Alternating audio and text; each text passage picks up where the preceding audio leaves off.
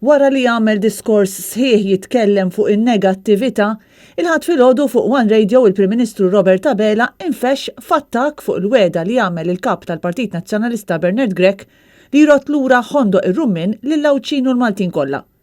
Wara li l-Partit Nazzjonalista din il-ġimgħa fil-jum dedikat lill-ambjent tal-kelma tiegħu li Gvern ġdid Nazzjonalista jixtri lura l-art fil-ħondoq biex idawwara fi spazju pubbliku għal familji Maltin, il-Prim Ministru Laburista prova jirridikola din il-weda u saħansitra tax wieħed jifhem li l-art tiswa wisq flus biex tinxtara mill-Gvern u tingħata lura lill-pubbliku.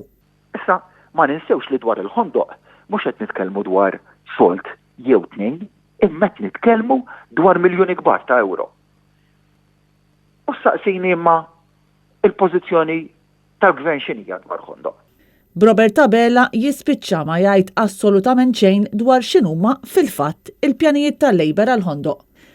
Gvern Laburista ilu mill-2013 siket dwar x'beħsiebu iħalli li jsir sfreġġu f'din iż-żona, kwestjoni li qed ħasseb il-kbir lil ħafna Awċin li fl-aħħar ġimgħat wissew lill-Gvern dwar l-iżvilupp sfrenat li għaddej fuq din il-gżira bil-biża' li Għawdex se jispiċċa jitlef darba l dejjem l-identità unika tiegħu.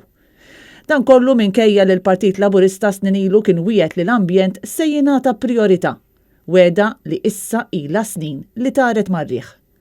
Fl-intervent qasir li għamel bit-telefon Robert Abela għal darb'oħra konferma wkoll li Gvern Laburista beħsiebu jippersisti bis-serq mill-kontijiet tad-dawl il-familji Maltin. Fi kliemu Abela prova saħansitra jiskredita r-rapport tal-Awditur Ġenerali li tkellem dwar id-diskrepanzi kbar ta' miljuni ta' euro li qed ibatuhom il-familji u baqa' jindika li m'għandu l-ebda intenzjoni li jirranġa l-hekk imsejħa anomaliji u wisq anqas li jrott lura l-flus li nsterqu mill-bwiet tal-familji fl-aħħar snin. Robert Abela temm l-intervista b'attakki ieħor fuq il-Partit Nazzjonalista u qal li dan qatt ma raħħas l-income tax. Fatt qarri ieħor għaliex Gvern Nazzjonalista mmexxi minn Lorenz Gonzi kien fassal pjan li kien diġà beda jitwettaq biex it-taxxa tibda tonqos b'mod konsistenti f'kull budget. Pjan li fil-fatt kompla jimxi fuqu Gvern Laburista fl-2013.